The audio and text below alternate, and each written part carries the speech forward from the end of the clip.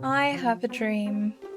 I wish to complete a living dex in Pokemon Home at some point in this lifetime, and in pursuit of this dream, I must capture all 151 of the original Pokemon. What better place to do that than the remakes of Kanto? Pokemon Let's Go Pikachu and Let's Go Eevee. Now, I could be a normal person and simply go route by route, nabbing all the encounters, but that's not a challenge. I need to earn this. I want an adventure, something with drama, a quest worthy of sharing with the world. And oh boy, did this journey not disappoint me there. The idea is simple. Capture every Pokemon in Dex order from 1 to 151. If something isn't in the wild, it gets skipped. I also made the executive decision to exclude legends from this quest. I'm playing with 2 post-game files, so the static encounters aren't there anymore, and while you can find more legendary birds in the wild, they appear at a rate of 1 in 2,000 encounters, which is ridiculous. I did get them, it's on screen now, but the whole in-order thing would be complete torture to enforce. One of my goals when even creating this challenge was to make a task that was enjoyable to repeat, as I think it'd be really fun to speedrun Pokedex order again in the future, which is a large part of why I'm capturing everything on post-game files. So all the fast travel spots are available, I don't have to grind money in the middle of a run, and can fly above the ground for Charizard and other rare flying mons. I wanted to create a rule set that could feasibly be completed in under 12 hours, and I did that. So allow me to share with you the first complete attempt of Let's Go's Wild Mons in Pokedex order, starting with number 001, Bulbasaur, which is a rare spawn, so should be pretty difficult to find. Finding a Bulbasaur is going to be not difficult at all. I was very wrong. What? I think I just got incredibly lucky there. I was not expecting that. Both Ivysaur and Venusaur are not in the wild, so we'll skip those to reach number 4, Charmander, which was not nearly as kind. Of its spawn locations, I prefer Rock Tunnel, as you can go between floors to see spawns more quickly. Remember this moment, it will come back to bite me. It took 6 minutes of wandering to collect our fiery lizard. Charmeleon joins the Too Cool to Roam club, moving us over to Charizard. Much like our 2 captures, Charizard is classified as a rare spawn, meaning it can prove elusive. It is also exclusively a Sky spawn, a set of flying Pokemon that can only be reached while on an Aerodactyl, Dragonite, Onix, or a Charizard of your own. There is a small house in the upper right of Route 16 that conveniently has sky spawners directly in front of it. As there are no grass patches in range, the game will create birds almost instantly upon exiting the house, making this the ideal location for any of our hard-to-get aerial encounters. Speaking of hard to get, notice the bright red circle on our Bud Charizard. This circle is Let's Go's vague indicator of how likely a particular capture attempt is to succeed, with red obviously being not great. You can change this ring's color a few ways, using a higher variant Pokeball, throwing any kind of raspberry, or increasing the total of that species you've caught. I'm only using Premier Balls for this, which tie regular Pokeballs for the weakest available in the game, simply because I like them, and this was mostly a proof of concept run, so actually going fast wasn't my priority. There will be Pokemon later in this challenge with significantly better catch circles, despite the ball choice, but for a lot of them, I'm going to have a rough time. Having tamed a dragon, we're on to 007, Squirtle. There's a couple spots above Cerulean that feature the tiny turtle, but it's not exactly convenient to cycle spawns, so instead we'll head to the Seafoam Islands and play the same game we did for Charmander. Also, note to self, yes, fly Cinnabar, but don't enter from bottom cave.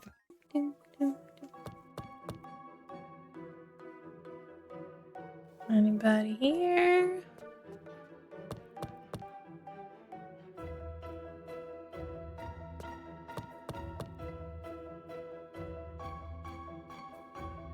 Hello? Pokemon. Our last starter collected, we can finally have some easy encounters. The next 6 targets exist in Viridian Forest, with Butterfree being the reason this challenge starts in Let's Go Pikachu, as it is a version exclusive in the wild. Come on, Metapod. Oh my god, there's a Butterfree up there.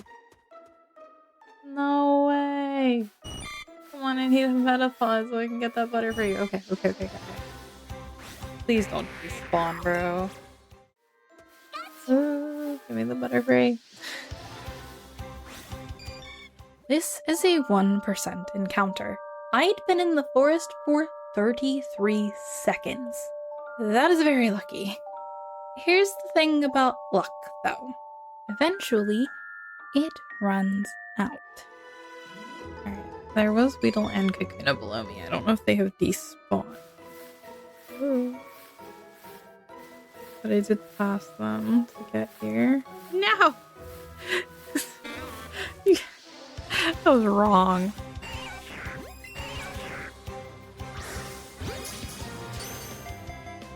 Alright, now Kakuna. Kakuna should be pretty easy. Oh. Unless someone decides to run away from me. How is this the thing that's being difficult? And there it goes. Goodbye, Weedle! The second one almost does the same thing. Almost. Kakuna was kind, so it's time to switch over to Let's Go Eevee for Beedrill. Here's a fun fact about me. I have a tendency to find rare things when they're not what I'm looking for. It's already happened multiple times so far, and we're only on our 10th Pokemon. So it was only a matter of time before this was bound to happen. Oh my god, there's a shiny. What the actual heck? That's insanity. It's just how my luck works, man. I get what I'm not looking for. I'm not looking for Bulbasaur, I'm not looking for shinies, I'm just trying to find a normal Beedrill, so this is what I get for that. Sometimes it's a blessing, here soon it's gonna feel like a curse. In typical Beedrill fashion, the vicious creature was not at all friendly, taking 2 attempts to catch. I nabbed Pidgey and then returned to Route 16 for Pidgeotto and Pidgeot. I may be beginning to regret my decisions. Oh well, we're committed now. Tada follows as number 19, and while they do appear on our current route, we'll have to fly for Spearow after the routes anyways, so overlapping them makes more sense. 4 clicks later, we head to Route 3 for another Eevee exclusive, and then make our final visit to Viridian Forest for Pikachu. It's time to swap games again. Sandshrew is the counterpart to Ekans in Let's Go, also being found on Route 3. Nidorans. There are a few places to find the baby and middle Evos, but the adults, those are only on Route 23. Now, if I got lucky, I could have grabbed a Nidoran female on the way over, but alas, that didn't happen. So we're gathering the whole family right here. From entering Route 23 to taking down Nidoking only took about 14 minutes, which is very solid when you consider Beedrill alone took 13 minutes. 35 is Clefairy, hiding in the depths of Mount Moon, followed by Clefable as a 1% encounter on the bottom floor. It's swap time. Vulpix and Ninetales hang out around Saffron City, with this grass patch on Route 7 being the easiest to cycle with. It's at this point we begin to encounter the difficult captures, not because of our ball choice, but because of Let's Go's mechanics. Thus far, most Pokemon hang out in the center of the screen, where you have to avoid their attacks or some jumping, both of which are pretty simple. Charizard and Beedrill had a little bit more motion to them, but they still stopped in the middle. This is no longer guaranteed to be the case in upcoming encounters. Pokemon will sit at awkward positions that are really hard for the gyro to register, meaning a lot higher chance that I miss my throws and the Pokemon get to run away. Thankfully, a second Ninetales appears a couple minutes later, with Jigglypuff not long after. It's at this point I decide to do another swap. Wigglytuff isn't in the wild, so Zubat at number 41 is our next target, which we're all well aware exists in both games. However, we will need to swap after Zubat Golbat anyway for the Let's Go Pikachu exclusive Oddish line. Remember, our Pikachu is at Mount Moon, which does have Zubat. Sadly, I was a little dumb and escape roped earlier. Oh well, it's a future time save. Victory Road is my preferred spot for the bats, as Cerulean Cave doesn't have good early spawners, while Rock Tunnel takes longer to fly to. All three sentient plants can be found on Route 21, just below Pallet Town, and it's at this point that my tendency starts being a curse. No, no. I don't have the baby. Okay. I have an idea. Come on. Spawn, little Oddish. Oh, another Vileplume. That's super. Oddish does show up, but not before Gloom leaves, and I can't quite manage to find one before our giant flower departs as well. So I had to fly in circles for a few minutes until a new one emerged. 46 is Paris, calling for a second trip to Mount Moon. Parasect is unavailable, making Venonat next up. As Venomoth will follow, it makes the most sense to hit a route they are both on. Despite the very red catch circles, it's still only taking 2 attempts to catch things, so I'm pretty happy. Scooping up Diglett fills number 50 in the Dex, while grabbing Dugtrio officially puts us at 1/3 of the Pokemon caught, with only a little over 2 hours and 10 minutes in this challenge. Nothing thus far has taken over 15 minutes to catch. Sadly, it won't stay that way. Meowth is Eevee exclusive, so I have to swap again for the Vicious Cat. I'm at a crossroads here. Psyduck and Golduck appear in both games inside Cerulean Cave, which Meowth put me directly beside, but for this run, I chose not to get them in Eevee, for 2 reasons. 1, Mankey, which is immediately after Golduck, is a Pikachu exclusive, and 2, my Pikachu file doesn't have Duck registered, so this is a good time to fix that. Mankey can appear on Route 4 directly in front of Cerulean Cave, but I wasn't having any luck there, so Route 3 it is. Growlithe and Arcanine occupied the same version exclusive spawners as Vulpix and Ninetales from earlier, making them fairly easy to obtain. Number 60 is our first water spawn. Poliwag and Whirl are in a few different places, but Poliwrath is exclusive to Cerulean Cave. It doesn't make much sense to go elsewhere for the prevos when we'll have to visit the cave regardless, so I think most of the spawning places are toward the front. Oh, come on, man. I need a Poliwhirl. I can catch that. Poliwhirl has to come first. It's unfair.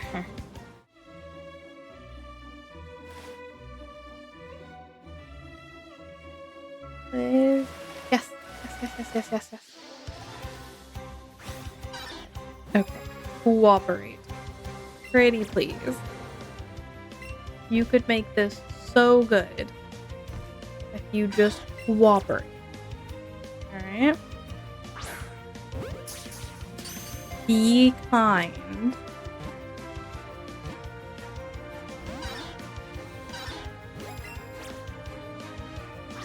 Alright, there's your excellent.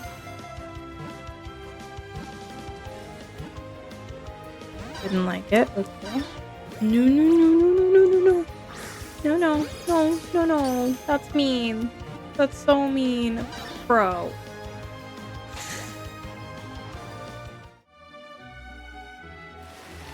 It's gonna disappear. That's so sad. Why do they keep showing up and then the middle evils are like, nah, frick you. It's gone. Cry. Tragic. Truly. Another Poliwhirl plays nice a minute and a half later, with Poliwrath joining it after 5 more minutes in the bath. With the frogs handled, we set our sights on Abra, which could be a little scuffed. If you approach Abra from the front, they will flee, making Route 8 the more consistent place to look, even if Route 7 would be faster cycling. Kadabra is found on both routes, but doesn't have the same skittish nature, making me ultimately return to Route 7. The Stash Master is a trade Evo, so not in the wild, meaning we skip over to number 66, Machop. Our little fighter is a fan of caves, with Victory Road being the ideal spot to nab it, as it's the only location Machokes spawn in too. With that, we have crossed the 3-hour mark and the conclusion of day 1 for me, as it was 4:25 in the morning. Your girl's gotta sleep. The next day, we set off in Let's Go Eevee to capture its version exclusive plants. Film on it.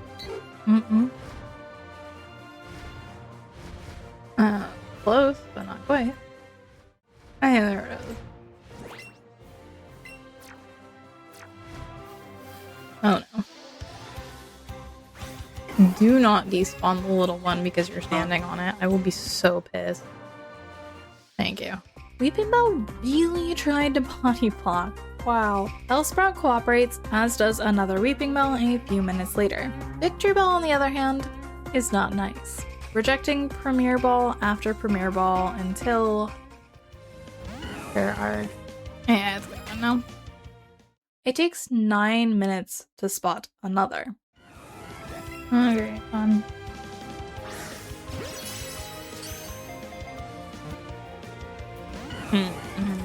Goodbye. Well, Victory Bell now wears the crown for most difficult Pokemon. Alright, here we go again. Third time's the charm, question mark? Oh, thank goodness. Tentacool and Tentacruel hang out in the water right next to the evil plants, so finding them was simple. Catching, not so much. Oop. I did not expect it to stop. I think that's so far over, that's crazy. Oh, lovely. At least they're not that difficult to find. Yeah, it's gonna be gone. Oh, I didn't run yet. Thinking about it though. Dang. Rip. Okay, that's fine. I'm just finding another one. Take 2, we're good. 74 and 75 are Geodude and Graveler respectively. Having been in every cave, it's become clear that Rock Tunnel is the best for large spawn groups.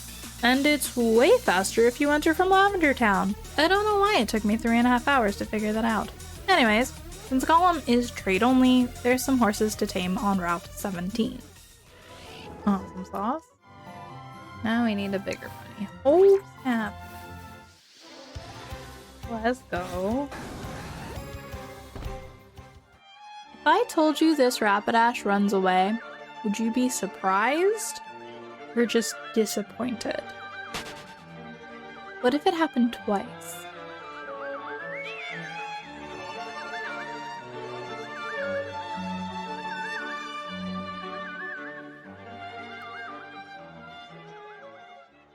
Rapidash now tied for most annoying to catch at 3 tries. Apparently my capture ability for day 2 is abysmal, but we track on. I spotted quite a few Slowpokes and Slowbros while looking for Squirtles, so this should be a straightforward task. That's a good entrance, but I did lose time flying all the way from Fuchsia. It takes me the whole challenge to realize I can fly over these rocks. Our Slowbro. Come on, I just need a little one. There we go. Knock them out really fast if it's nice to me. Well, this side does it actually move, but no, it just goes up and down.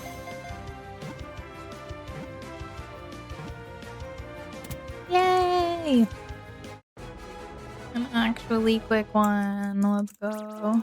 Oh, thank goodness. Here I was thinking every evolution was going to be a pain. Ooh, we're going to a new place.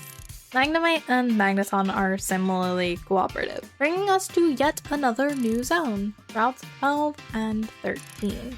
These two routes have identical spawn tables and a set of grass patches that fit in a single screen. They are also the only routes where we can spot Farfetch'd.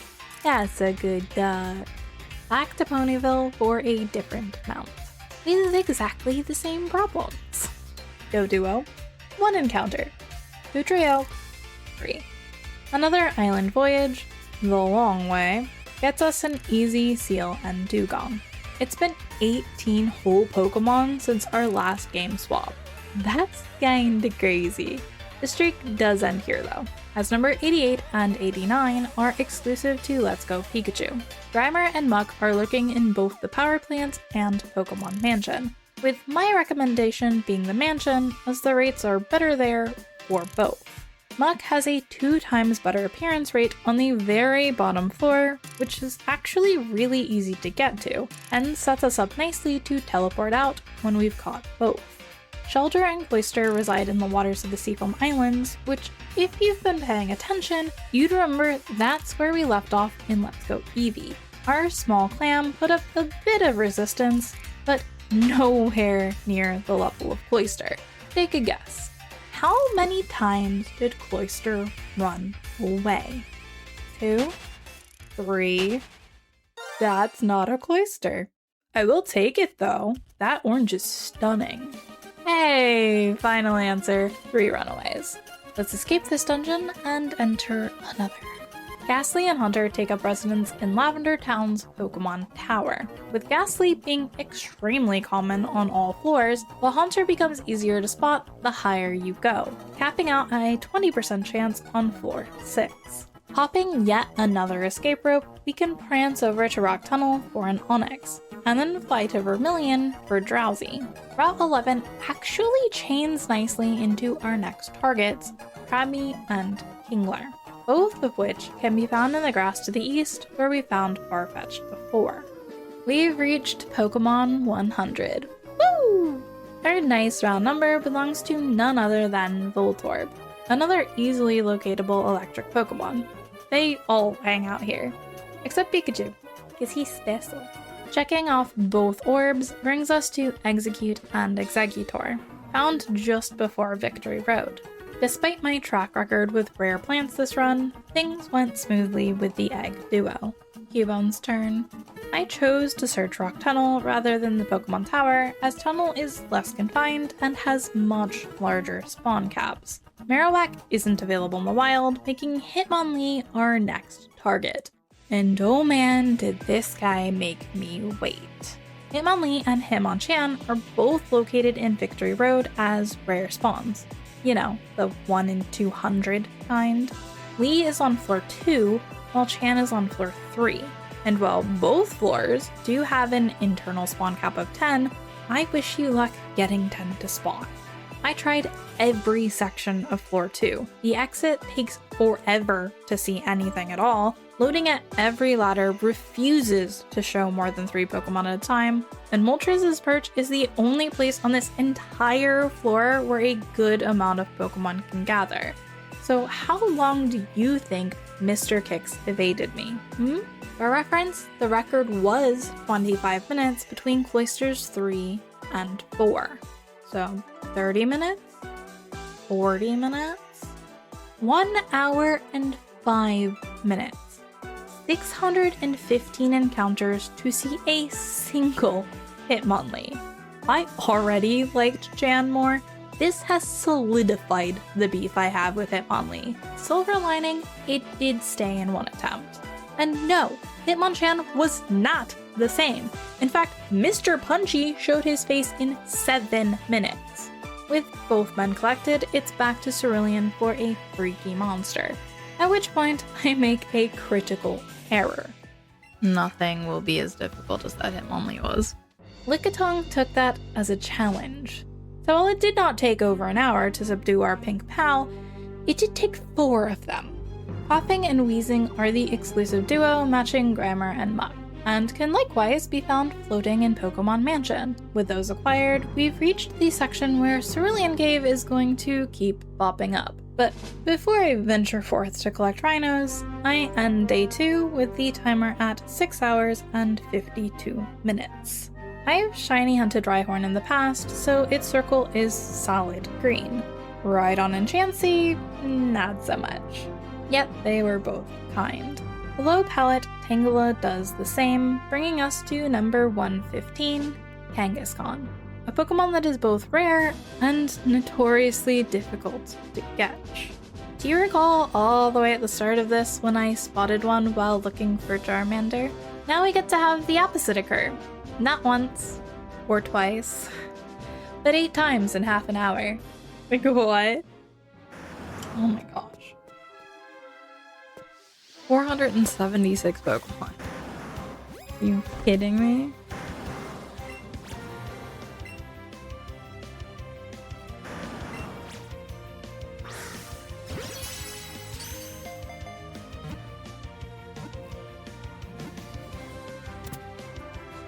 Well, at least it was nice I got caught in one ball after all that. Holy cow! That's way past how it's supposed to be. It's supposed to be like 1 in 100!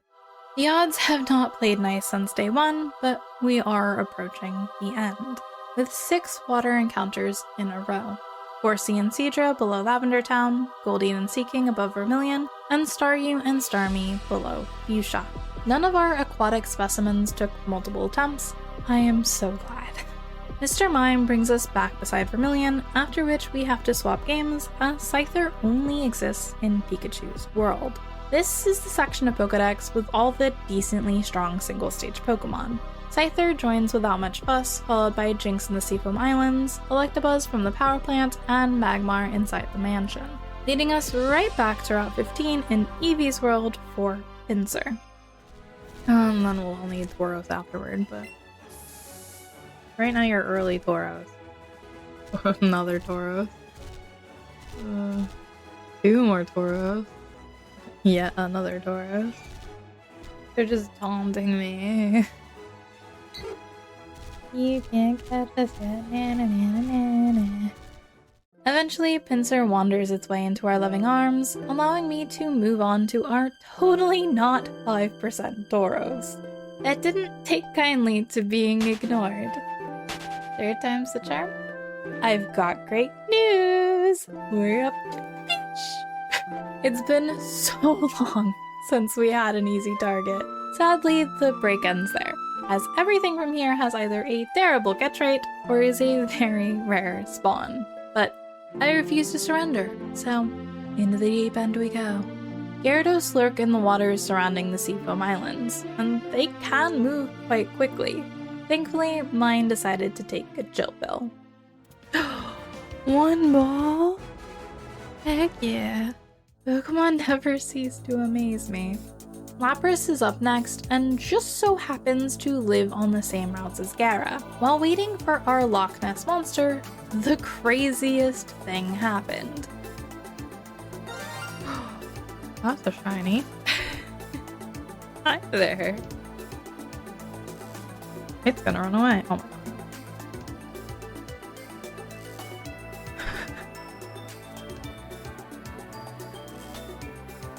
Thank you. Holy cow. Dude. I thought it was gone when it threw it off screen.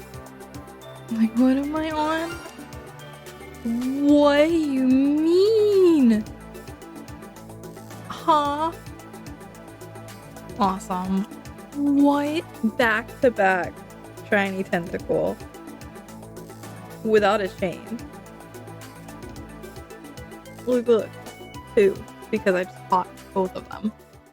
I have never had back-to-back shinies before. That's crazy. Of course, now I'm going to be surrounded by tentacles, because that's a side effect of chaining. Oh well. The first Lapras takes about 3 minutes and runs away. The second Lapras takes 18 minutes and doesn't run. Yippee! Gotta go grab Goo now. It's just a silly little guy.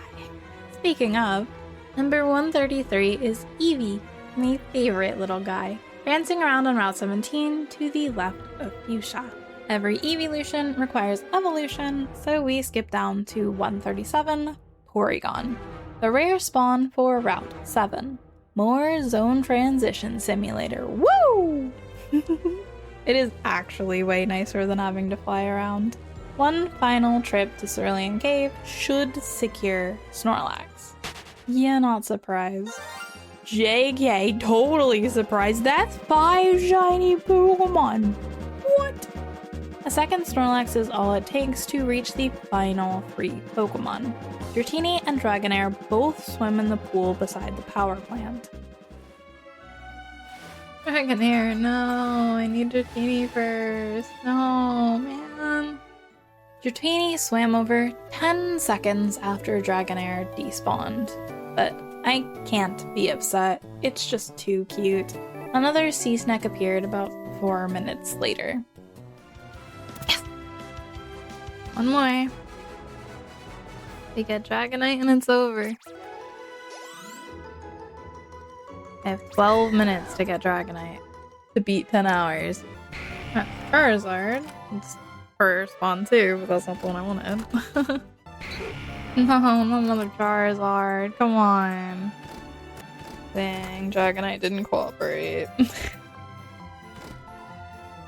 No sub 10. Oh well. Oh, now Dragonite shows up. Really? Really? 10 hours, 1 minute. Oh, close. Not quite though. And it got caught too. What the heck?